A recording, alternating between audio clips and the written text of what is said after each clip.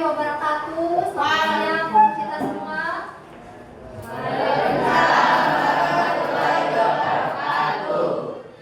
Bagaimana kabarnya hari ini? Sehat? Untuk di kelas ini apakah hadir semua atau ada yang tak hadir? Hadir. Oke. Kalian terlalu semangat. Tadi habis mata pelajaran apa?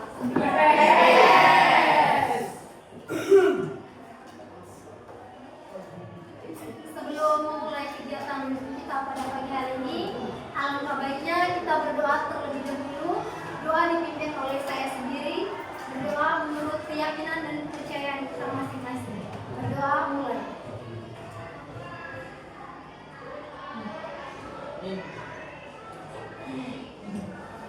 Berdoa selesai. Bagaimana? Apakah anak-anak semua sudah siap untuk mengikuti kegiatan pembelajaran kita pada siang hari ini? Ya. Jadi, tema pembelajaran kita pada siang hari ini yaitu kesulitan belajar bagi peserta didik. Ada yang tahu apa itu kesulitan belajar? Tahu. Kalau ada yang tahu, silakan angkat tangan, jangan angkat kaki. Silakan. Kesulitan memahami suatu pelajaran atau memahami suatu materi yang disampaikan guru. Ya, betul. Mari kita beri tepuk tangan untuk teman kita. Ada lagi yang bisa? Ada yang tahu apa itu kesulitan belajar? Ada yang tahu? Tidak bagus. Ya, betul. Ada yang tahu? Oke, kalau tidak ada yang dijawab, saya akan menjelaskan apa itu kesulitan belajar. Jadi, kesulitan belajar adalah kondisi di mana seseorang atau individu mengalami hambatan atau gangguan dalam proses belajar, yaitu yang mengakibatkan mereka kesulitan untuk memahami atau menguasai materi pembelajaran. Jadi itu adalah bagian penting dari kesulitan belajar. Jadi sudah tahu apa itu kesulitan belajar? Ya. Di sini tidak hanya pengertian kesulitan belajar saja, tetapi ada juga jenis-jenis dari kesulitan belajar. Jenis-jenis kesulitan belajar ini ada 4. Ada yang tahu dari jenis-jenis kesulitan belajar? Ada yang tahu? Oke, baik. Jadi jenis-jenis kesulitan belajar yang pertama yaitu kesulitan akademik. Kesulitan akademik yang dimaksud adalah yang berkaitan dengan pemahaman materi pelajaran. Misalnya yang pertama itu kesulitan dalam mata pelajaran tertentu seperti matematika. Ada yang sulit dalam mencakar, menghitung, kali bagi tanpa kurang. Itu adalah bagian dari kesulitan akademik.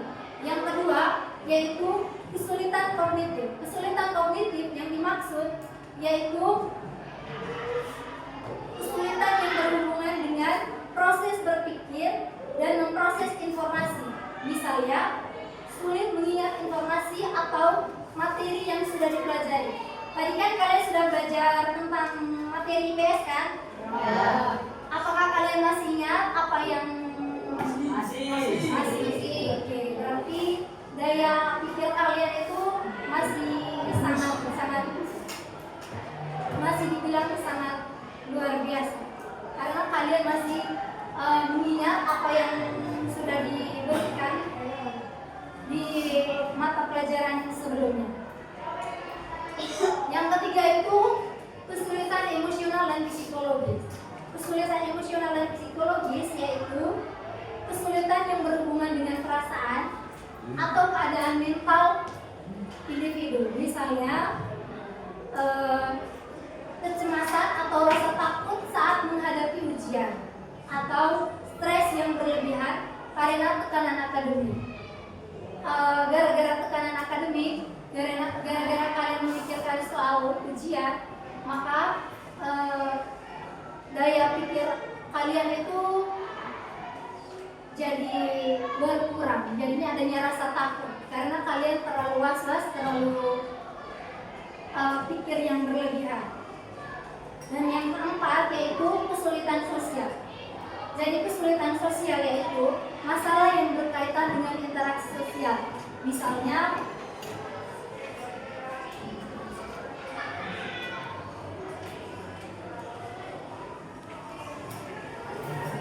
kalian kurang berinteraksi dengan orang lain, teman, keluarga, ataupun kerabat.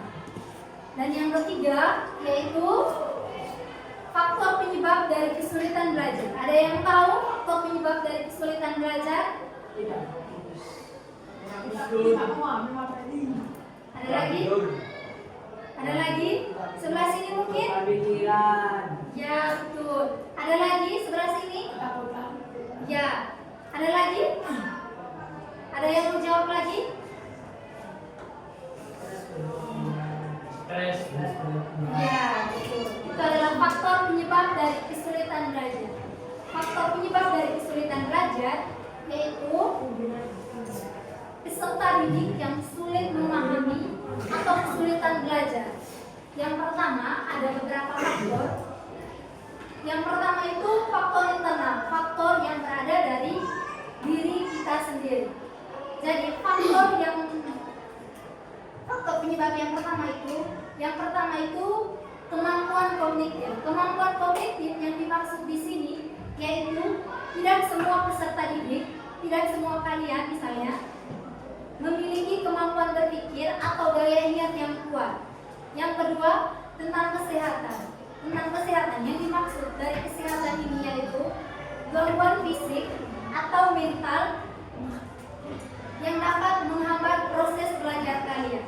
Dan yang ketiga yaitu perspeksi diri. Perspeksi diri yang dimaksud yaitu kurangnya rasa percaya diri atau takut gagal sehingga sering mengakibatkan kecemasan. Yang kedua yaitu faktor internal. Faktor internal ini yang pertama dipengaruhi dari lingkungan keluarga. Misalnya kurangnya perhatian dari orang tua atau masalah keluarga yang tidak harmonis dapat mempengaruhi konsentrasi belajar kalian. Ketika ada masalah di rumah atau masalah dengan keluarga, maka itu juga akan berpengaruh pada proses belajar kalian. Dan yang kedua yaitu lingkungan sekolah. Faktor-faktor seperti metode pembelajaran yang tidak sesuai, tidak harmonisan dengan guru atau teman kelas itu juga dapat menghambat proses berpikir atau proses belajar kalian. Jadi bagaimana? Sudah bisa dipahami? Sekarang saya mau tanya lagi ke kalian. Yang bisa jawab bisa angkat tangan. Tadi apa itu pengertian dari kesulitan belajar? Yang bisa angkat tangan.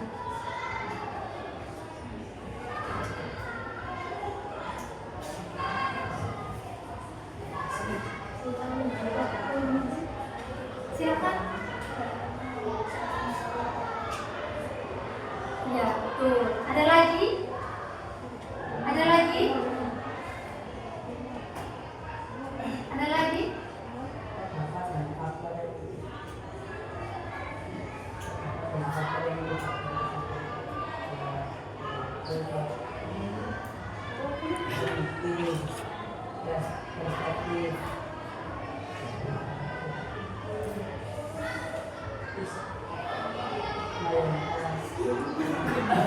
Yang harus kami apresiasi kepada teman kita yang dua orang ini.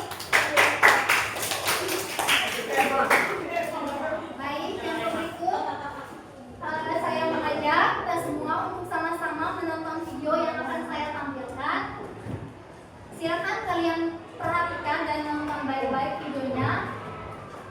Nanti saya akan bagikan kertas.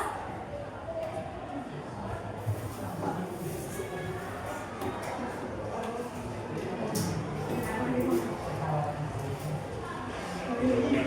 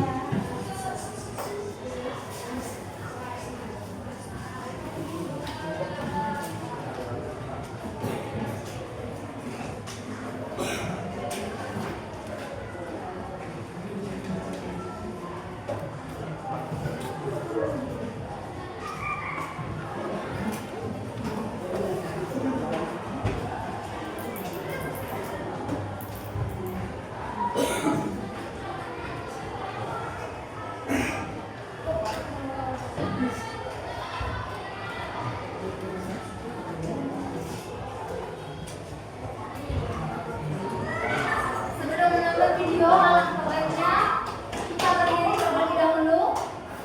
Ayo semuanya berdiri. Biar kita tetap semangat. Saya punya satu ice breaking. Tahu? Sudah tahu ice breakingnya? Oke.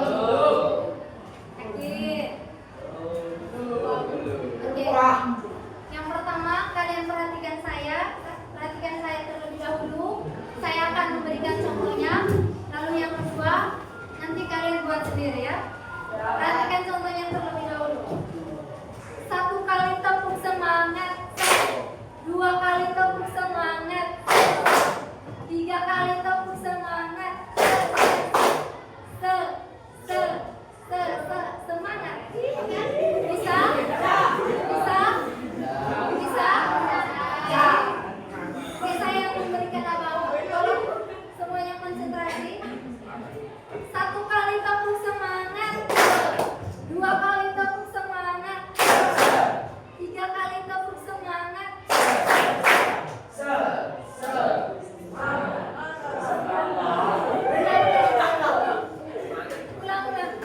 Ulang sekali lagi. 1 kali tepuk semangat. 2 kali tepuk semangat. 3 kali tepuk semangat.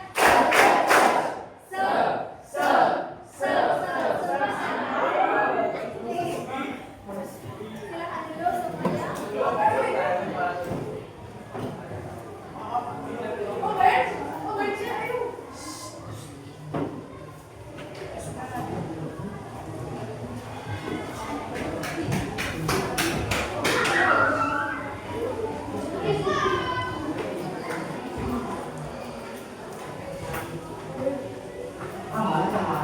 Silakan dipahami dan simak baik-baik dari video yang akan kalian tonton.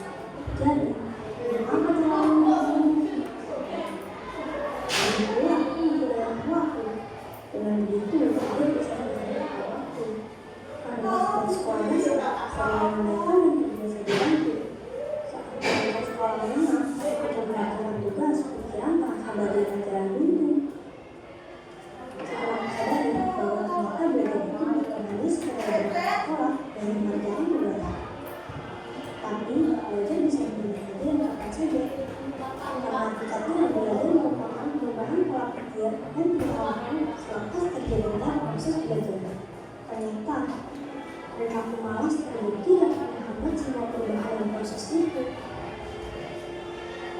Seiring berlangsung waktu kemudian, kebiasaanku datang, kerjakan dan lupakan. Ternyata selama itu aku hanya benar-benar dekat sekolah, namun tidak benar-benar belajar. Dan tiba saat menuju sekolah diinginkan, namun pada akhirnya tak bisa dicapai karena terlalu menjalankan diri. Tapi ada usaha yang signifikan.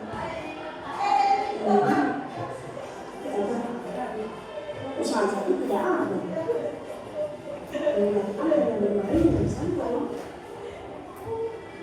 malas-malasan dan berpikir telah menjadi kebiasaan. Saat melihat orang lain yang lebih unggul, rasa iri beriringan dengan motivasi pun muncul.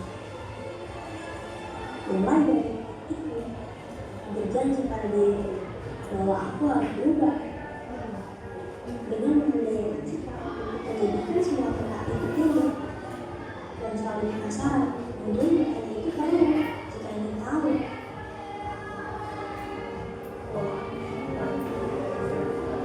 Layaknya kita menaiki tangga, maka perlu adanya usaha untuk mencapai sebuah tujuan dengan cara berusaha dan belajar. Mengingat kembali bahwa tujuan belajar adalah agar dapat berpikir secara rasional dan sebagai bekal dalam kehidupan sosial. Seharusnya setiap guru bersungguh-sungguh, bukan malah acuh-acuh. Berhasil atau gagal adalah realitas sosial yang biasa. Dalam pembelajaran itu, kita bisa terus belajar dari pengalaman.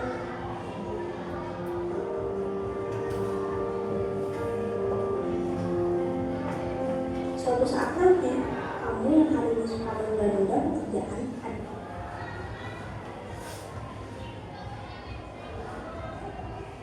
dan kamu yang nanti akan menyesal karena membuang waktumu untuk melakukan hal-hal yang tidak berguna. Hidupmu bisa berubah, namun itu semua bergantung bagaimana kamu berperilaku.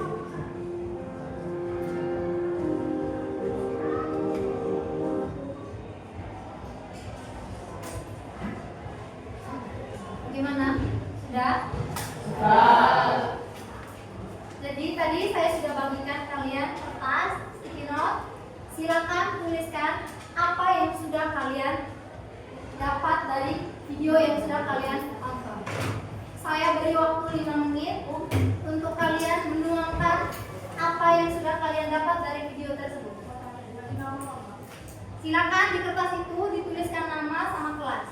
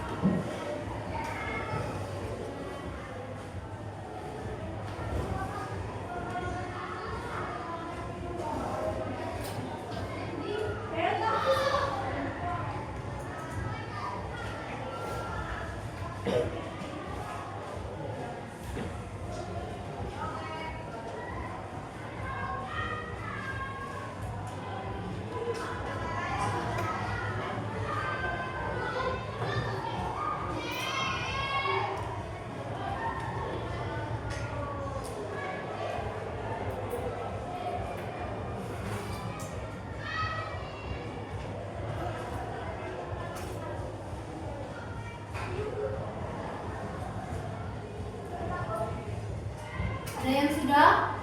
Ya. Kalau sudah, silakan dikumpulkan. Mulai dari sini.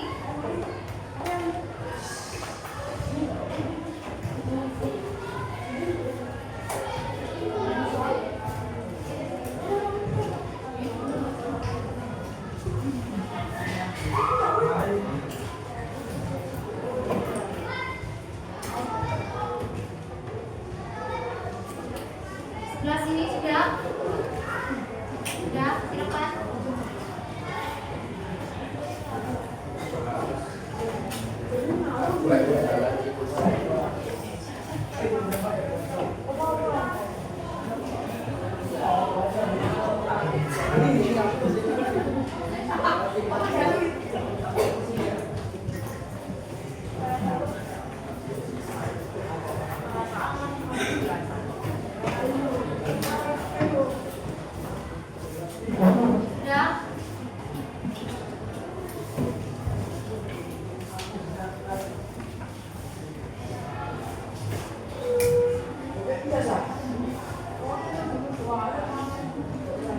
Sudah semua? Sudah.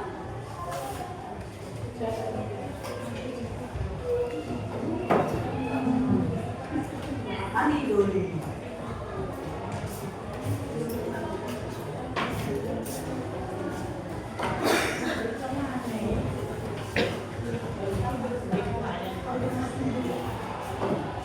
Masih ada yang belum? Atau sudah selesai semua? Sudah?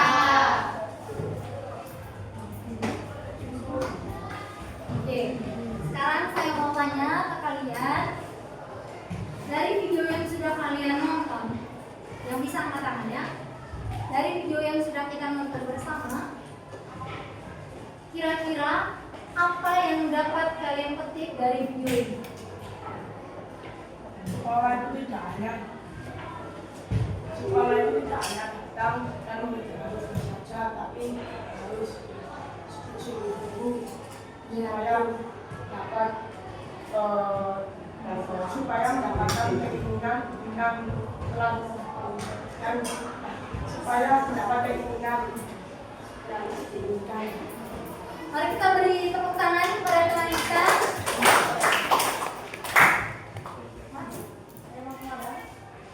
Keberhasilan itu adalah bisa sehingga kita bisa memperbaiki kesadaran kita tidak akan memotivasi dan sebagainya jika semangat berhasil kita akan menggunakan pengalaman yang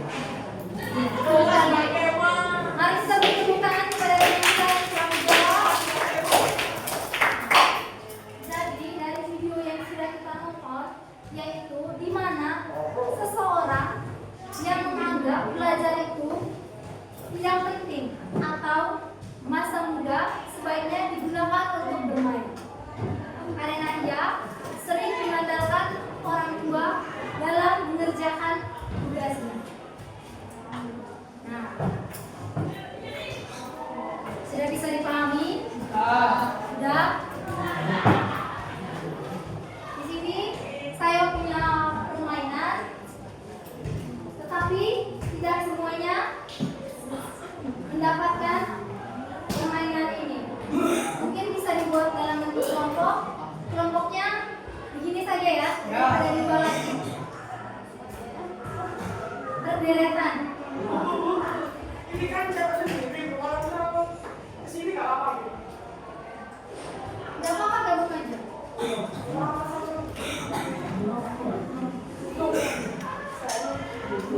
Saya punya potongan puzzle. Silakan kalian susun gambar. Silakan kalian susun potongan puzzle yang sudah saya punya ini. Kemudian kalian jelaskan apa yang dimaksud dari gambar tersebut. Bisa? Bisa.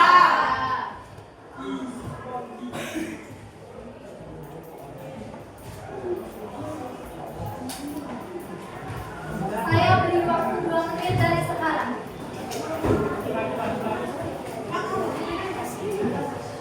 Ayo,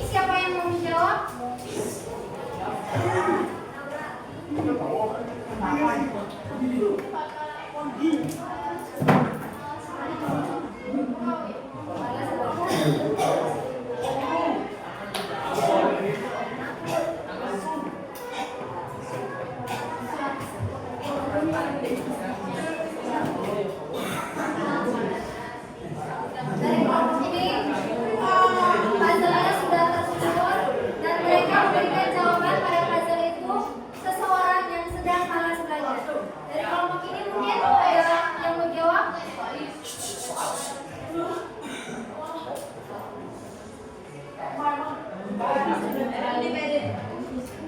Silakan, Mbak.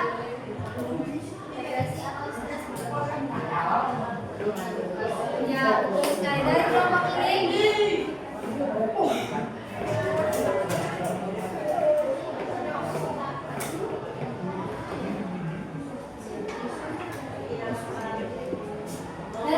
ini siapa yang mau jawab?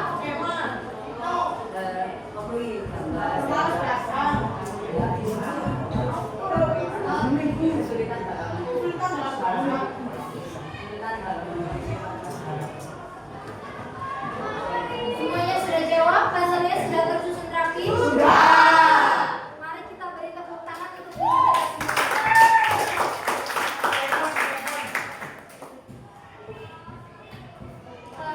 Selanjutnya kegiatan pembelajaran kita kali ini sudah selesai.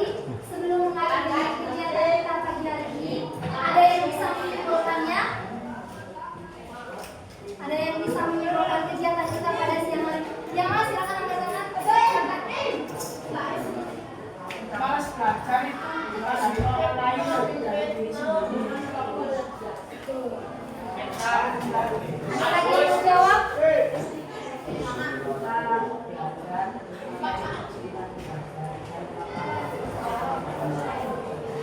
Terima kasih.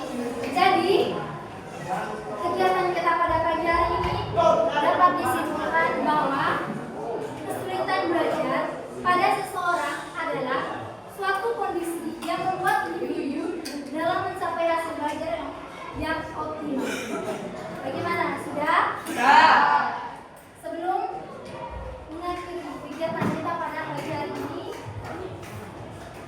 saya mau membuat ini untuk anak-anak semua.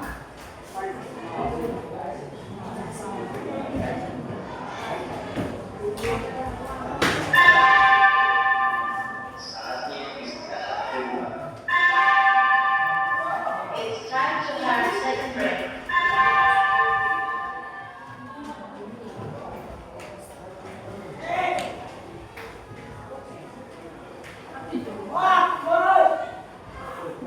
Silakan kertasnya diisi nama terlebih dahulu dan kelas.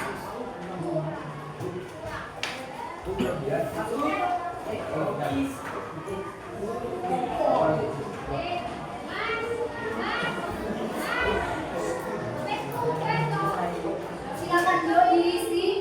Saya kasih waktu 1 menit dari sekarang. Ayo kalian yang diisikan.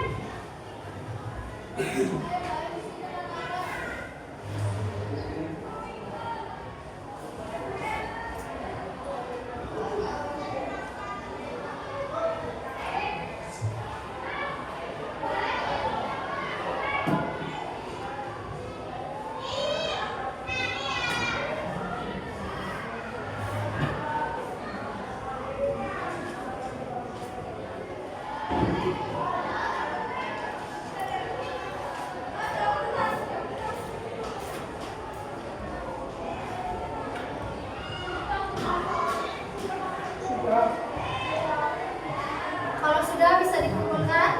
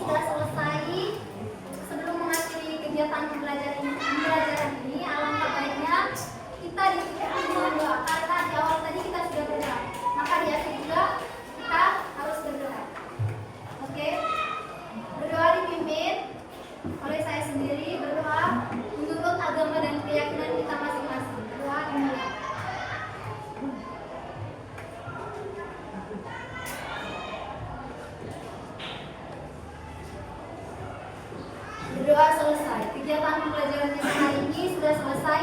Sampai ketemu di